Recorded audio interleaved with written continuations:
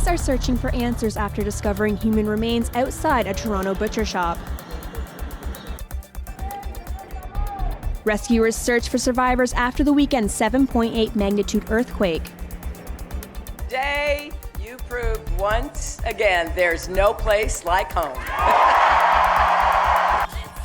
Bernie Sanders calls foul on voting irregularities in New York primary.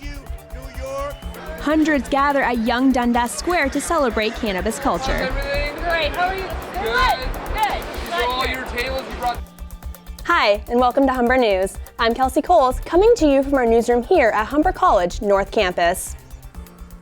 Police are investigating after finding what are believed to be human remains in Toronto. Our reporter Manor Yaver has the details. It's still a busy crime scene here in Riverdale this morning, where possible human remains were found in a dumpster yesterday. I'm standing here at the scene behind the butcher shop near Broadview and Gerrard, where detectives are currently investigating. Toronto police say they received a 911 call around 11:20 a.m. from an employee who found a bag containing the remains. A Toronto police spokesperson tells Humber News they are waiting for a pathologist report to determine whether the remains are in fact human, but there is no time frame for when that'll happen. Homicide detectives say the victim seems to be a fair-skinned adult female. Detectives are currently on scene collecting forensic evidence, but no updates have been released on the case yet. Mahnur Yaver, Humber News. Another earthquake has struck the coast of Ecuador just days after the first quake that killed more than 500 people. The 6.2 magnitude quake was registered about 70 kilometers off the coast. There was no tsunami warning, and it follows Saturday's 7.8 magnitude earthquake that caused widespread damage. Search and rescue operations are still going on in Puerto Viejo, one of the worst hit areas in Ecuador. Workers are digging through the rubble of a collapsed hotel and an overpass, searching for signs of life. Officials in Ecuador say it will take at least a month to demolish the fallen overpass before repairs can be made. South of the border now, where presidential candidates Donald Trump and Hillary Clinton are celebrating victories in the New York primaries, but Democratic presidential candidate Bernie Sanders isn't so happy about the voting process. While I congratulate Secretary Clinton, I must say that I am really concerned about the conduct of the voting process in New York State. And I hope that that process will change in the future. Sanders and New York officials condemned voting irregularities that left thousands off voting lists. Clinton and Trump ended up sweeping the primary in their home state. The win comes after reports that Trump has hired strategists to make his campaign be more professional to help him win the GOP nomination. The next big primary is on June 7th, where California's 172 delegates are on the table. Health officials have confirmed traces of the ZIKA virus in British Columbia.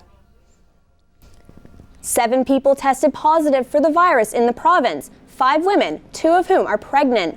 Since the outbreak of Zika in November, there have been over 600 tests for the virus conducted in BC. This week is the first time positive test results have been found in the province. The Vancouver Sun reported that pregnant women are in hospital. An official from BC's Centre for Disease Control says that birth complications have not yet been detected among the pregnant women. According to a government statement released mid-April, there have been 46 travel-related Zika cases in Canada. Residents in a Montreal suburb say they are furious after they discovered that Carla Homolka is living among them. Homolka has been living in the neighborhood for the past 2 years, and parents say they are outraged that they were not informed earlier. Students from Centennial Park School, the school where Homolka's children attend, were sent home with a letter Tuesday reminding parents of the security that the school has in place. Homolka was released from a Quebec jail in 2005 after serving 12 years for the gruesome rape and murder of Ontario teenagers Kristen French and Leslie Mahaffey. A new finding today is shedding light on one of the most mysterious disappearances in aviation history.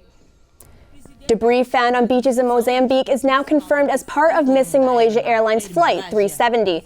Officials in Australia say markings on the wreckage have numbers and letters which prove they are from the missing plane. In March, families of the 227 passengers on board filed a lawsuit against the airline. Some families are looking for compensation from Boeing, the makers of the aircraft. The plane vanished 2 years ago without a trace. Mitsubishi Motors has come under fire for manipulating fuel efficiency test data in over 600,000 cars.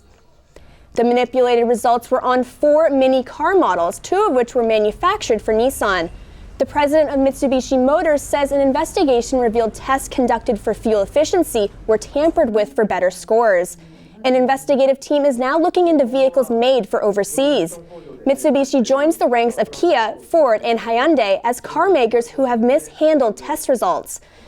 There's been intense scrutiny of car makers since Volkswagen admitted to rigging emissions tests last year. To Paris now, where special forces are running drills in a train station to prepare for possible terror attacks.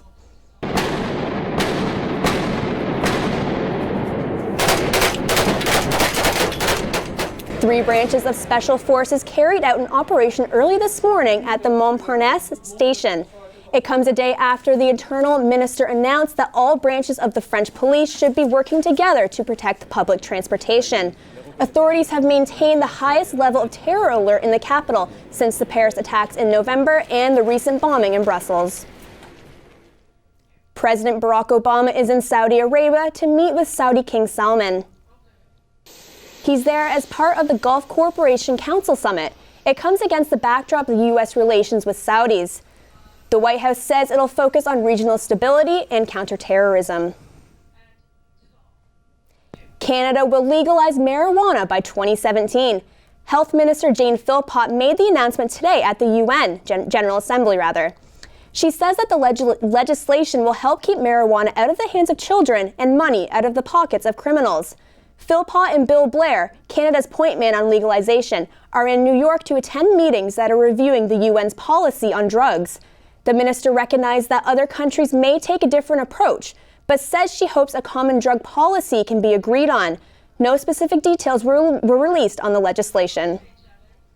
And in other marijuana-related news, today is April 20th, or 420, the day to celebrate all things pot. Our reporter Veronica Appia is at Yonge and Dundas Square, where the annual 420 rally is underway. What's it like there, Veronica?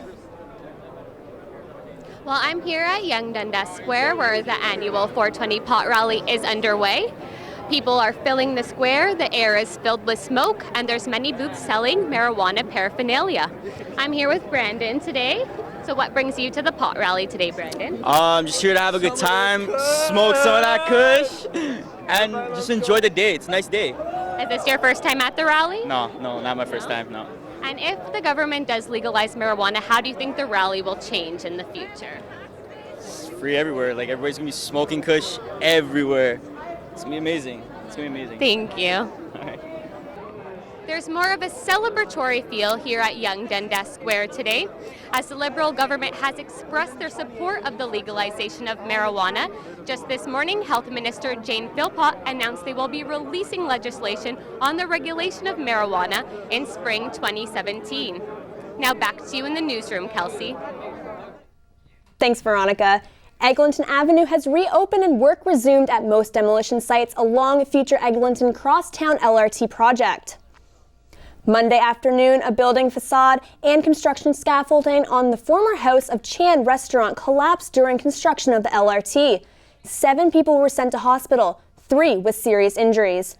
Ontario Labour Minister Kevin Flynn says investigators are still determining who's to blame for the collapse and the charges will be laid. Flynn says he wants to make sure nothing like this happens ever again. He says when accidents like this are investigated, it's found to be preventable each and every time. A Toronto man built a special treehouse for his kids as a way of escaping the city. But according to the city, the treehouse is breaking the law. John Alpiza, the father of 2 who built the treehouse, says the city told him the structure is violating zoning bylaws and must take it down. He says he built the boat-shaped treehouse as a way to encourage his kids to spend more time outside. The structure cost him about $30,000, complete with a ship's wheel and retractable windows. A neighbor has complained to the city, and Alpiza now has a week to demolish the treehouse.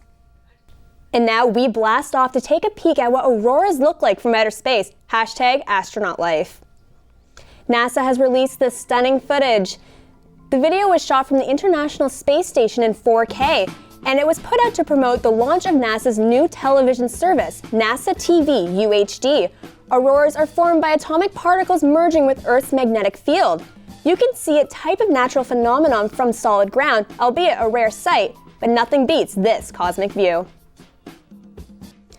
When we come back, we'll tell you what's happening in the world of sports, and Jessica Dempsey will have your full 3-day forecast. Enjoy the sunshine while it lasts today. It's going to get rainy in the next couple of days. I'll have your 3-day forecast after the break. But for now, we leave you with this. We all know Elizabeth is the Queen of England, but how about the Queen of Parts? In honor of her 90th birthday, a company specializing in auto parts has unveiled a physical portrait of the Queen, and it features parts from hundreds of trucks and cars. The Queen served as a mechanic and a driver in World War II, and this portrait uses parts from a type of military truck she trained on to build her crown. A crown fit for a queen, indeed.